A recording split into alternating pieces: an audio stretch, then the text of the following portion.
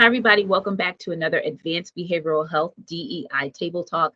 Today, I'm your moderator, Danielle Young, and we have three illustrious guests with us, Wendy Grier, Gretchen Williams, and Christina McDermott for this conversation. The conversation today is going to be about a very controversial topic, I guess, nowadays in 2023, woke or wokeism. And so we are here to talk and to discuss a couple of things that are going on today in media, current events, and just our perspective on woke. All right. And so before we begin, let's have everyone go around and just introduce themselves and how you work here at Advanced Behavioral Health. Wendy? Sure. Hi, everyone. I am Wendy Grier. I'm the Assistant Clinical Director here at ABH, and I also manage our community schools program here in Prince George's County, and I am the Director of the DEI Committee. Gretchen. Hi, everyone. I'm Gretchen Williams. I'm the Site Director for our Prince George's County site in Greenbelt. And hi, everybody. I'm Christina McDermott. I'm the HR Manager with ABH and also a member of the DEI Committee. Excellent. So, ladies, I'm so happy to have you here today, and let's go ahead and get into this conversation on woke or wokeism. And so before I ask the questions, I would actually like to give just a little bit of history about the word woke or wokeism to provide for our audience and those who are listening. So I know that we hear a lot about woke through a political lens, but let's just kind of start with a little bit of history of where this word, at least from studies, comes from. And so woke actually first appears, and it's believed that it first appears in 1930-ish through a jazz and blues song. And much like we would hear about ancient African rhythms and rhymes and music, that was a call either to celebrate or to warn. And so through this jazz song, this particular jazz song, woke was really about those in the African American community to just be aware of your surroundings, stay woke, stay aware of what's going on around you. And that was the first iteration, we believe, or it's believed through history and through study, that was the first kind of way of hearing woke in a different way versus just the literal term of being awake. And then if we trickle down through the 1960s, during the different civil rights movements, woke became associated with, again, being aware of your surroundings, being aware of your safety, but also being aware of the increase of injustices and inequalities and inequities that African Americans begin to experience. But there was a phrase called, if you dig it, then you're woke, meaning if you understand, if you see what's around you, if you're aware of it, then you have this idea or this awakening of having a greater understanding that you are being, that their injustices are being committed against you. And of course, we know about history, and we can watch plenty of documentaries about the different injustices within the African American community. After the 1960s, we then find the word appear again in the 2000s. And woke, again, it has the same streamline through and through of just being aware, being awake, understanding there are injustices and inequities. But now in the 2000s, we also see and hear about appropriations of other cultures. So this wokeness, or this idea of being aware, okay, I see that there are appropriations to African American culture, but maybe not wanting to experience the African American experience down through the years. And now we shift over into, let me also say this one thing, also with the 2000s, the wokeness also for those who are either not part of the African American community or those who stand in solidarity, you become allies. That's your wokeness. You become supporters. You stand in solidarity. There's a consistency with support with communities who are victim to injustices. And now we move to today. Politically speaking, woke has been kind of deconstructed and put back together in a way that is really opposing to the original definition. So for our audience, that is a little bit of a history class on woke, at least from our perspective. Now, ladies, I would like to get into this discussion about what the word woke means to you. So the floor is open. What does the word woke mean to you? I first became aware of the word woke somewhere around 2014-ish, with Mike Brown when he was killed in Ferguson. And, that was somewhat of the launch. I'm not sure if it's the official birth, but it was when Black Lives Matter really became known. And so, I think the phraseology then was to stay woke. And when I, kind of heard and looked into some things, I said, finally, someone has coined a term for what we as African Americans must do in this country. So for me, I immediately felt a kinship with the word woke, which is problematic now because, as you said, Danielle, it's now politicized, it's been weaponized, which is just a continuation of some of the racist ideologies that we deal with here in America. But for me, woke has been a word that I really that resonates with me, and it is important for me that I remain alert and aware, and that other people do the same. And so I encourage that. And, for me, I go a little bit further back than Gretchen, a little bit older. So woke was really wrapped up in the music culture, the music scene in terms of, hip hop and R&B. And so I remember hearing it like back in the 90s. And again, an anthem for African Americans to, be aware that, we got out of the 60s, but we really didn't get out of the 60s. So you got to, stay focused, stay alert, be woke about things that are happening, politically, socially, to the culture. And it was just beautifully wrapped up in the music scene. I recall like later in the 2000s, like around 2009, 10-ish, Erykah Badu, she was, a neo soul singer, really popular, talked a lot, about being woke. She was an activist as well. And she's still with us, of course, today. And so that's when I learned that term and thought, wow, it's like another new anthem for African Americans. And of course, now, present day, as all of you have said, Gretchen and Danielle, politicized, weaponized, and the true meaning of what it means for, African Americans and allies of social injustice now look bad upon. Like it's almost, we're demonized because we are quote unquote woke. Yeah, and for me, I don't remember the exact moment that woke became part of like the vocabulary or something that I really grasped. Probably Gretchen, like around that time, you said as well, like I don't know, 2014, 20 something around there. But I always took it to mean something very positive, something where there's this moment in your life where you're just, the ignorance is gone. Like you're aware of the injustice, you're aware of the oppressions that exist. So for me, like growing up, white, suburban neighborhood, not really having seen necessarily like racism or being exposed to certain things.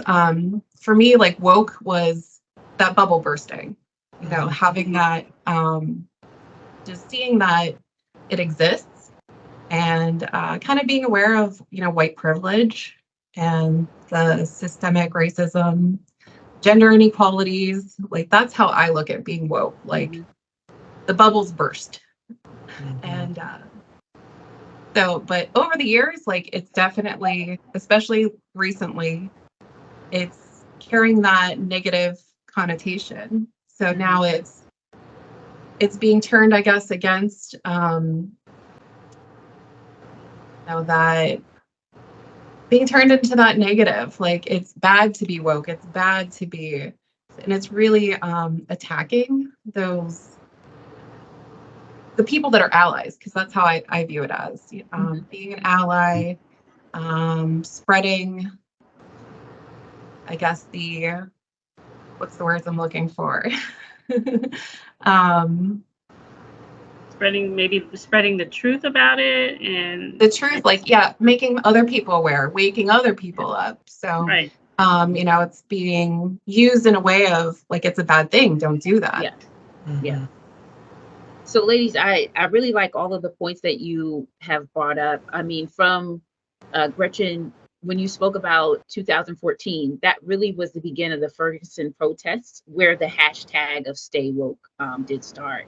And then from there, um, with Black Lives Matter and with certain initiatives and efforts to, as you said, Christina, burst the bubble or just make people aware of the different oppressions with different communities. But specifically during this time in 2014, it was the African American community. And then Wendy, I really like how you spoke about how from the 1960s there was a shift from political awareness and social culture awareness to shifting it through music. But it's interesting because that goes back to the original way that the idea of being woke started. Right, in the Through 30s music, with the through jazz. sound, through rhythm, through warning. And as we've all touched on today, with like the deconstruction of the word, and now it's shifted into a negative connotation, and now it's been politicized. But before we go into our next question of how this actually really impacts the mental health community, what are your thoughts about the word being politicized? We are in July of 2023. We are also in the upcoming election cycle. Whenever you watch this, viewers, whenever you watch this, this is a time where the word woke is being used as a political tagline for many candidates, depending on what party it is, to run on. But as has already been mentioned, in a negative connotation. So before we move on to our next question, really quickly, what are your thoughts about the word now that we've defined it and we look at it from our perspective? What are your thoughts about it being politicized? I'm going to say it's truly unfortunate that that's again something that was attached to African American culture has now just become demonized. I'll say that, number one. Number two, I believe that for me, I'm woke, because woke means to me I care about other people. I care about different cultural groups. I want the best for Americans or people in general, and so I'm proud to be woke. I like to police things that are socially unjust. I'm a social worker, so I don't know how to get around that. That's why I went to school for social work. And the third point I'm going to make is especially this generation Z, they don't like this. This is the generation that very strong in the LGBTQ community, very strong in allyship. And there's other things that impact political things that impact this generation that they don't like. And I think it's just going to completely backfire. And you see things like attacking, what people read and trying to control that, and, controlling women and, all sorts of things. So all of this wrapped up, which people assume is being woke, I think is just going to backfire. Most people want to just live and just be free and be safe and make sure their kids get a good education. So this perversion of the word really frustrates me, but at the same time it makes me stand harder and speak more about it. And having this forum to educate people who listen to ABH's podcast, these table talks, hopefully sends a good message that this is not what America's about. And I think most Americans feel that way too. This is a small amount, although this small amount is trying to yield so much power, but I still believe in the end, Americans will reject all of this. Any other thoughts about the politicization of the word woke or wokeism? I agree with Wendy. It's frustrating, right? Because as I said earlier, it's a word that resonates with me. And so when I hear it, though, I understand that it's an attack, and it's an attempt to undermine the allyship that we have with others. It's an attempt to undermine, the truth. It's an attempt to undermine the support that people of color, people who are, dealing with people who are part of the LGBTQ plus community, those things that we experience. It's a way of undermining all of that, right? The network of support, I think, that's been created. So that is frustrating. But for me, as Wendy said, I believe in being woke. And it looks a little bit differently for me. I agree with all of what Wendy said. However, part of being woke for me is being aware and being alert, right, to things that occur outside of my home. So for example, came home from a trip a few weeks ago, and there was a large population of Latino families returning to the country, and they were being treated horribly by the immigration officers.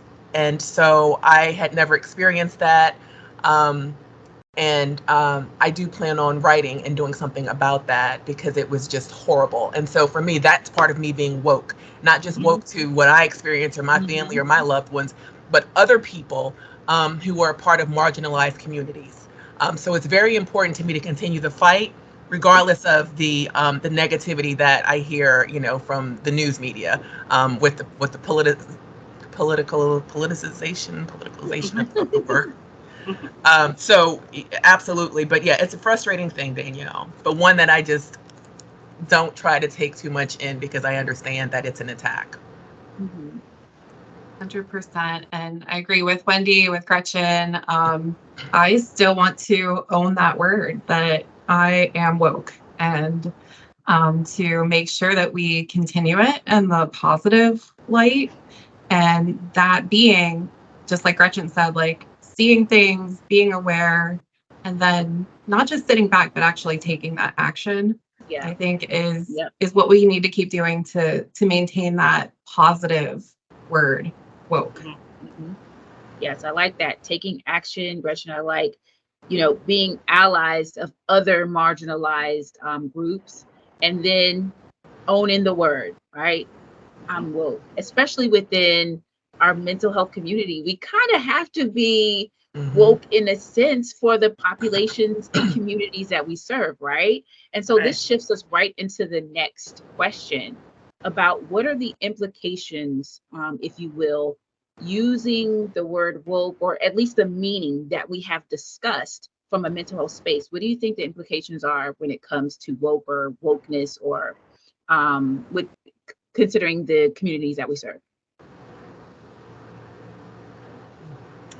I think in mental health, you just got to be woke because of what you just said. People bring different things to the table. We don't know everybody's experiences. I can't speak for every African American woman, in this country, and I never would.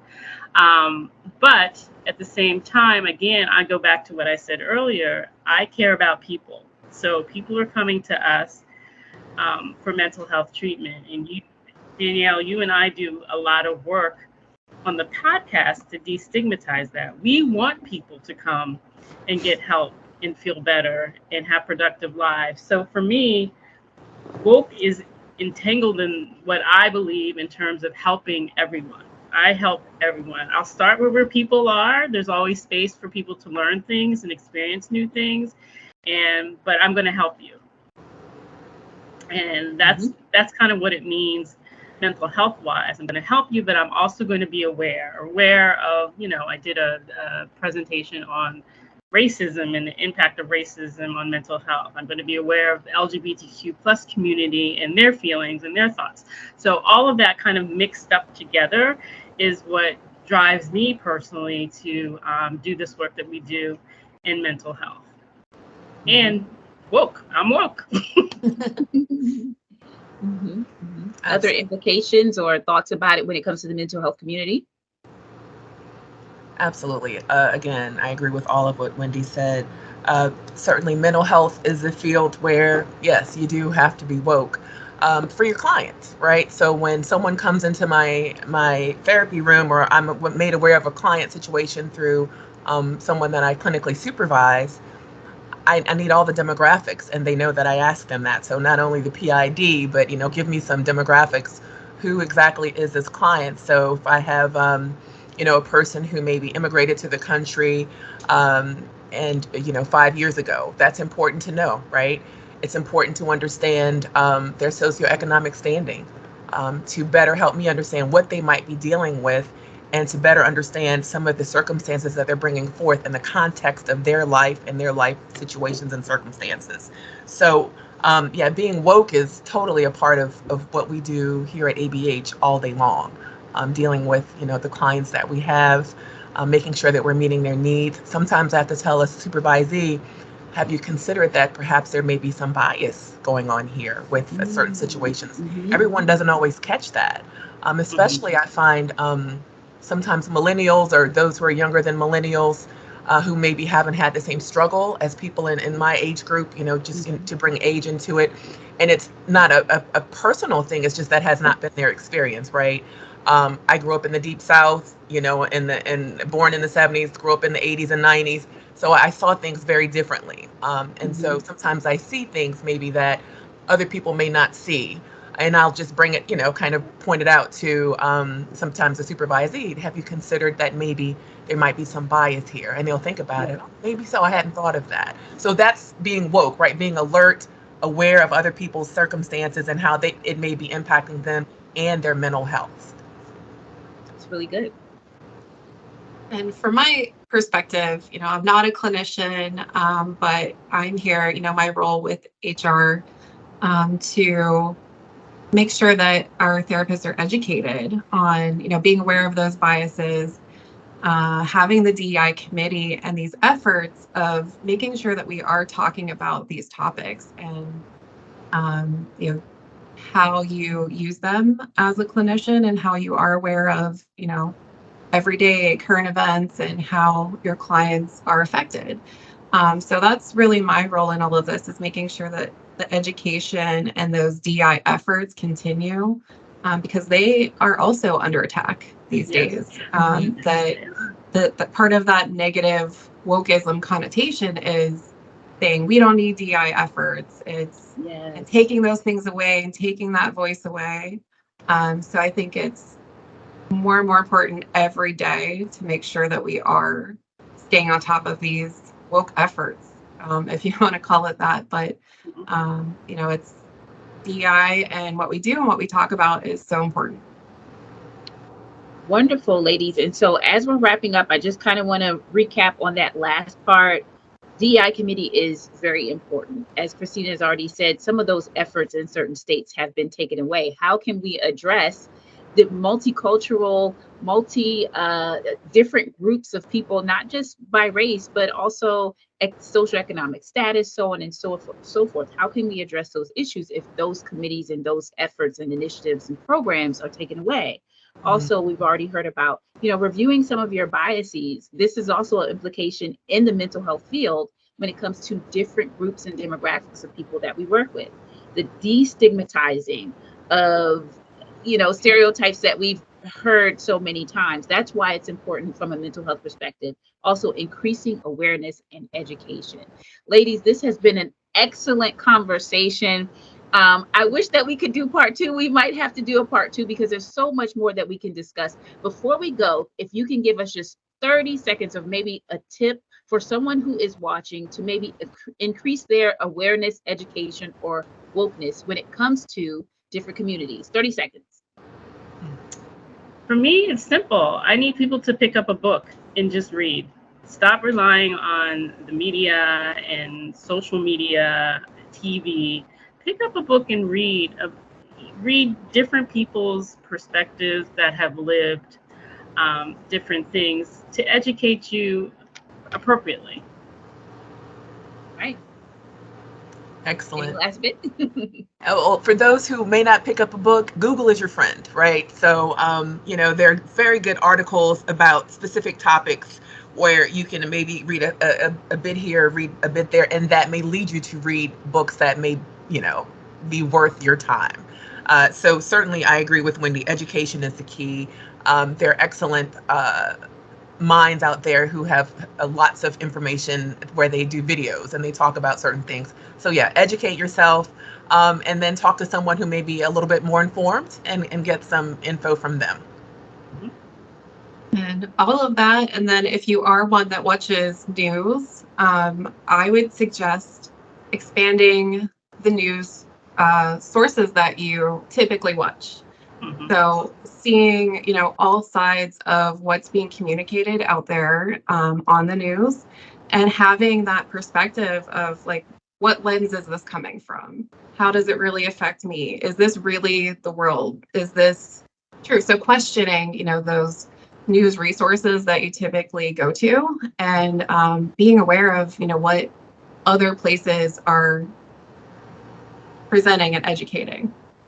All right. So educate yourself, read, pick up a book, use your Googles, and expand your lens. Ladies, we thank you so much for this conversation. This has been another Advanced Behavioral Health DEI Table Talk. We're so glad you could join us on today, and we will see you next time. Bye. Bye.